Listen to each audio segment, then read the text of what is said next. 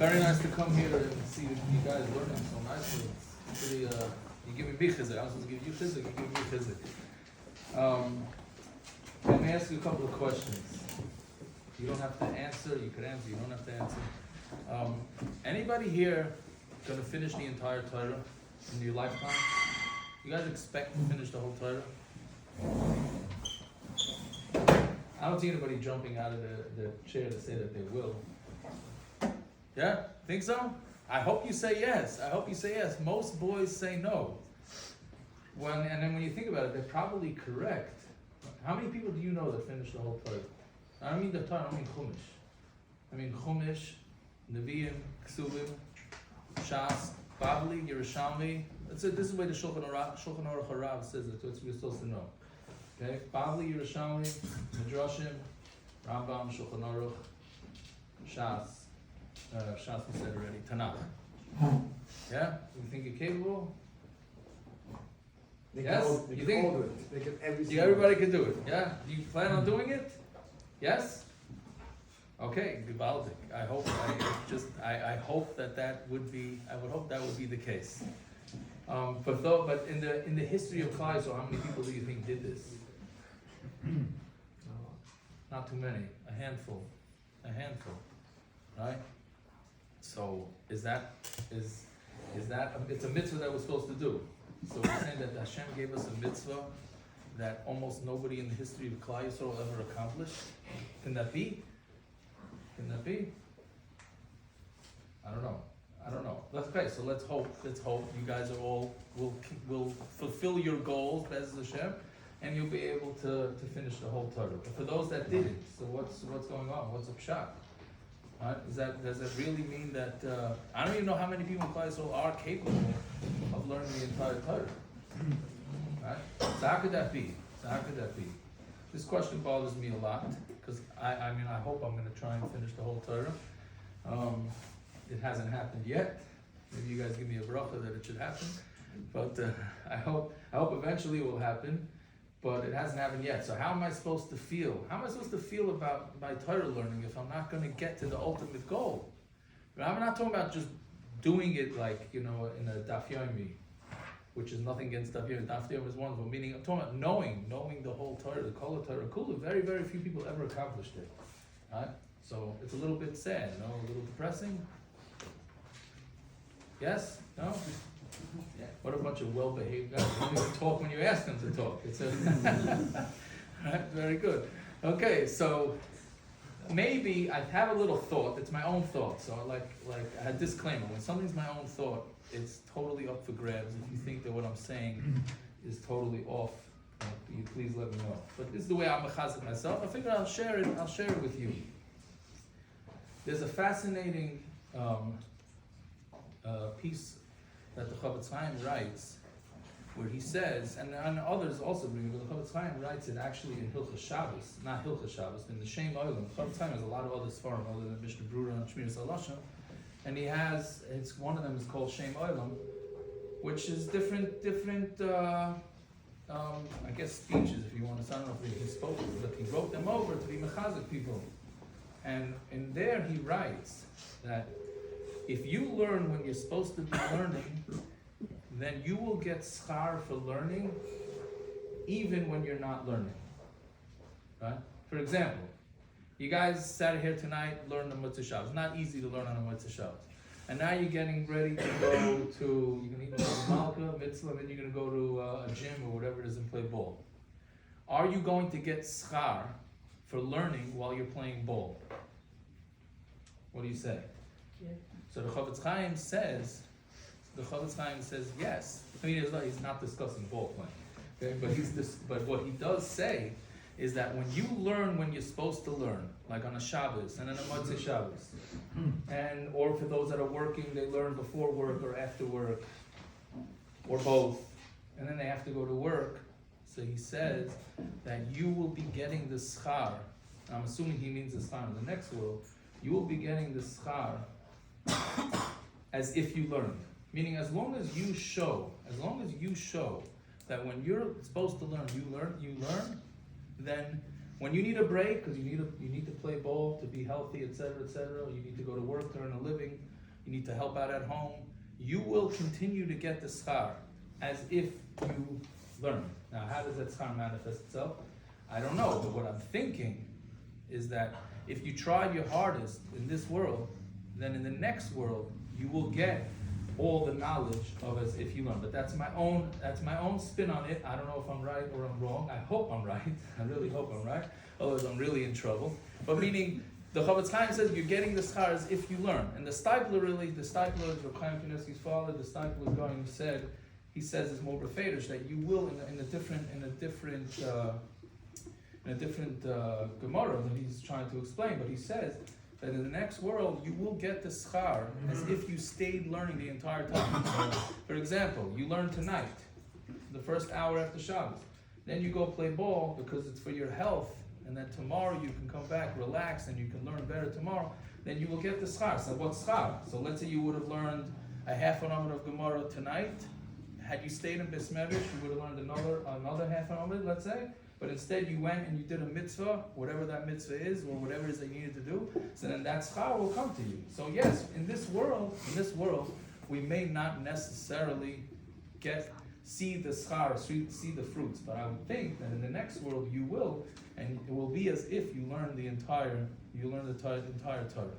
So therefore, you should be strengthened, and you should get chizik that by you just doing what you're supposed to be doing, you will be getting schar even while you sleep. Even while you sleep, the meter will still be running. And all you have to do is try, right? Meaning the way the Torah works is it can't be based on how much you actually learn. So that would be the case, meaning in amounts, because that means that the smarter boys are going to end up with a lot more schar than the boys that are not as smart. Meaning, can it be that a guy who has a very easy time learning Gemara is getting more reward than a guy who has a much harder time because he learned more Gemara? Can that possibly be? It's not fair. It's just not fair, right? How could it be? Hashem created this boy very smart, and he understands things very easily, and some boys have a much harder time. Some boys can sit in a chair for longer than some boys can't. How could it be? How could it be that Hashem stacked it against someone? It can't be. What it is you get the schar is for trying. That's Yiddishkeit works for trying. Unfortunately, in the world nowadays, everything is called by the end result. In the YHSA world, it's just you have to pass the tests. You have to get that diploma. They don't care how you got it, how hard you need to pass the test. And Yiddishkeit doesn't work like that. You can get a 0 on a test, right? Now, I'm not saying you should try and pass your tests. And tests are good because it's there to help you understand and see where you're holding and where you need improvement. But the bottom line is that you could have a boy that gets a 60 on a test or even a 0, and he could end up with more schar than the guy that got the 100 because he worked harder or just as hard. That's what the Rebbeinu Shalom wants from us. All he wants from us is to work. And when you work, that's how you're going to get rewarded. It's not about, don't look at the end result. The end result, Hashem could do whatever. He can take the dumbest guy, and the dumbest guy can end up being smart. You can have the smartest guy who ends up being dumb. It's all based on your hard work. The Orchot Tzadikim says that if you learn Torah L'Shma, he says L'Shma and L'Shem Shammai, then you can end up being mechadish kedushim in Torah that even Moshe Rabbeinu wasn't able to do. That's what Orchot Tzadikim says in Shara Torah. Right? And where do you know it from? From Avraham Avinu. Avraham Avinu knew the entire Torah. Right? We just got finished with the story of Avraham Avinu, and it says the Gemara says that he even kept Erev Tafshilin, which is the Rabbanon on the Rabbanon. How did he know about it? There was no Torah. So the Orchot Tzadikim says because he tried and he worked his hardest. And if you work your hardest, Hashem can just make it flow out of you, new Torah that was never ever created before. So all it is about learning Torah L'Shma. That's all you got to do is learn the Torah L'Shma. Don't look at your end results, and just keep trying like it seems to make that you guys are doing. and with that you'll all be matzliach, and with that hatzlacha you should lead the next generation of Klal Yisrael hopefully to the Gula Shalom. Amen. Before Stein goes over the chizik shkaf, our learning exercise, maybe we could do a couple of questions. Stein always does a couple of questions. So I guess I didn't speak long enough. Right, no, because I got a message. Bella's Pizza is better. I'm gonna suggest that we leave the pizza there and we go straight to the thing because they only have one done and 4 in the oven, and we're waiting for 10 pies. So I'm gonna suggest, depending on what Rabbi Semmel tells us to do. But we're gonna discuss it now. While we're taking 3 good shilas. We have Shlomo Mendel's always ready for us. First shilah, and then the Gort's number 2, and who's number 3. We'll see them more time. Okay, is that okay every time? Whatever you want. So they're always saying that if you're like, I mean, you can have how they should do the Torah, right? So I don't know. For me, I'm wondering like how can someone like nowadays sort of come up with their own kedushin when there's so many other things out there, and it's like you can't. How can someone? I mean, what can you possibly add to the mix? What and can also you it's possibly add to the mix? like it's a little bit weird. I don't know. I feel like like how can someone be saying something on their own now when we have like such a big history of great people who they can say their own things, but like someone nowadays like can reach that level. Okay, that's an excellent question. You hear what he's asking? He's saying he was saying that you can get Torah that even Moshe Rabbeinu didn't have. How could that possibly be? We had Moshe Rabbeinu, you had Shulchan Aruch, you had Rashi, Rishonim, right? That's basically what you're asking. So I don't know. I'm sure that this has come up in sugyas for you before, but sometimes when you learn a Gemara, right, and you say you can't understand, your Rebbe will tell you you can't understand this Gemara unless you have Rabbi Akiva Eiger's pshat, or Brisker Rav's pshat, or a Chazanish. I don't know if the Rebbeim ever say anything like that, right? Meaning the only way to really understand it is to go with Rabbi Akiva Eiger. Rabbi Akiva Eiger was 200 years ago. What happened before Rabbi Akiva Eiger? Right? What happened? There was a lot of great people before them, right? Elamai, some form of a chiddush doesn't necessarily mean that you're saying something a new halacha. Meaning you could come up with a way to explain it to somebody that makes it that much clearer that nobody ever had. For whatever reason, Hashem didn't put it into their brains. Now that didn't put it into their brains to explain it in that way. You know what I'm saying? Now it could also be that in your dar, because unfortunately, as we get further and further away, we get a little bit more shvach, right? We get a little weaker. So now you can come along and come up with a way to explain the Gemara to your generation that your generation wasn't understanding from a previous generation. Right? Now what I think what it means is that Rabbi Akiva Eiger came along and explained it to us for our generation, meaning the previous generations didn't need Rabbi Akiva Eiger. Right? So now you have this generation, then you come along and say, okay, you will have the source to explain something to our generation. When you think about it, so we talk about Chidushin, right? You're going to say you should be Mechadish things, right? What are some of the most famous Smarim in the history of Klal Yisrael? So Rashi, obviously, Shulchan Aruch, Rambam, Mishnah Brura. Almost all of those are not Chidushin.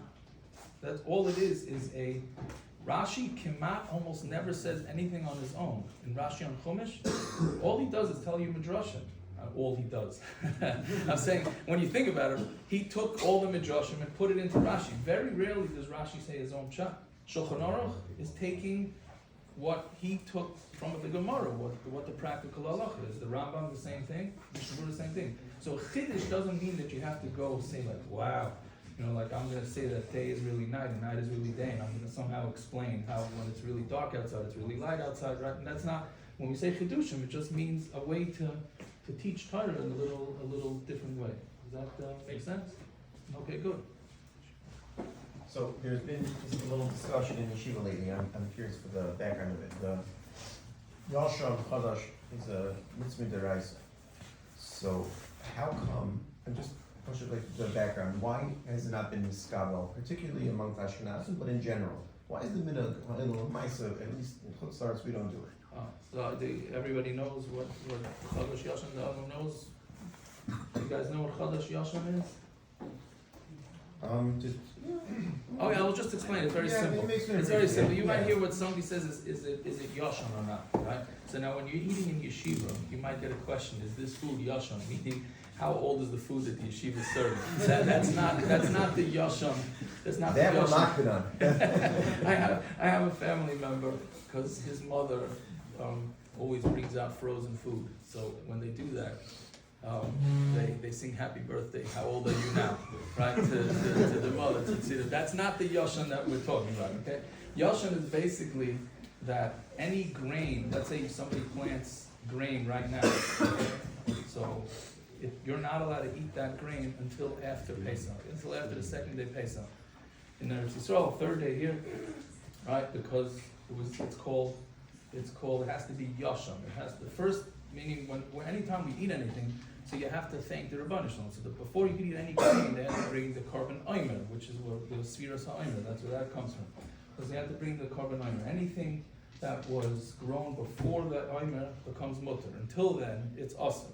In Shulchan Aruch it says that you're not allowed to eat any new grains that were grown after Pesach until the next Pesach. We clear with that? Yes. So how come nobody keeps it? Right, so how come nobody keeps it? So there's a big tumult about this of exactly why is it that people didn't keep it. It was very difficult to keep in Europe. That's the history of it, that it was very difficult to know and to keep. So Mamela Klai was makel. Now what do they makel on? So there are really two kulas that it's based on. One is in Chutz La'aretz, it's a derabanan. It's not a deraisa. Shemitah nowadays, anything that has to do mitzvahs, what's called mitzvahs atluyos ba'aretz, mitzvahs that have to do with the ground, only apply in Eretz Yisrael. They don't apply in Chutz La'aretz. So Yashan, but midrabanan it does, depending on which type. But right, we don't keep trumas and maisus here. Anybody here keep trumas and maisus? We don't do that. Right, so some we do, some we don't. So in Chutz La'aretz it's a derabanan. So basically, the question is, if Chutz La'aretz is a derabanan, and if it's done by a guy, do you have to keep it with a guy? I'm sure you all, maybe not. You heard about Heter Mechira for Shemitah. It was a couple of years ago. This the big controversy called Heter Mechira, whether you're allowed to sell Eretz Yisrael to a guy in order not to keep Shemitah. Right, so the question with that becomes, if a guy has land in Eretz Yisrael, do you have to keep the mitzvahs with that? Right? So there are those that say that it doesn't apply to a guy's land. So in Chutz La'aretz, it's a derabanan, and also it's done by a guy. So because of that, when Klai Yisrael was in a hard situation, it wasn't easy to live in Europe to get grain and beer. Beer was a big one, right? So therefore they were more makel. And then there's also a svek sveikum, because it's a suffix when the grain. We don't know when the grain was grown, right? So that's basically the heterim that were in Europe. The question is, in America, we have, based on serial numbers on the products, you can know very easily what's Chadash, what's Yashan, and we are, Baruch Hashem, in a good situation here. We're not desperate. So the question is, should we really start keeping Chadash and Yashan? So then this gets into the age-old question of, do we keep the tradition, which the tradition is not to keep this, or do we change because we've already changed? There's a reason to change. So really you should change, and you should try and keep it, but you still have all these leniencies from those particular, the Bach is one of the big heterim, right? Now I'll tell you something interesting. Hasidim, right? We all look at Hasidim that they're very, very frum. I see the pizzas here, so the Hasidim are very frum, right? And especially with kashrus, everything Hasidish, Hasidim are totally not makbid on Yashan. That not only are they not makbid, they specifically. I once made a mistake in Williamsburg, asking the bakery if it's Yashan, and the guy looks at me like, "Are you crazy? We don't keep Yashan." I said, "I understand, they're so frum, right?" So now what happened with the Hasidim? What? Well, I'm not right. So what happened is the Baal Shem Tov said that till the Bach came out with his heter, why you don't have to keep Yashan, he said that all these people were in Gehenna because they didn't keep a halacha in Shulchan Aruch. And then when the Bach came out, printed his heter based on Goyim, that everybody came out of Gehenna because they went back to Hashem when Hashem judged them and said, look, the Bach said it's mutter, so they all came out.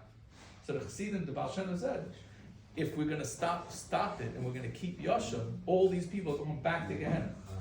So this is what the Chassidim say. This is what they say. So Mela Chassidim, because of this, it's this. You see how much you have to care for another yid, right?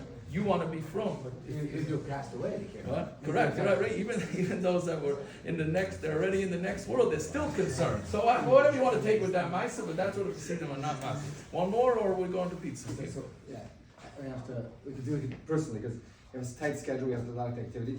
So only half the pies came, the other half are getting warmed up, I guess, or maybe made. So you can have one slice now, and as it comes, we'll go. Thank you very much, Rabbi Stein.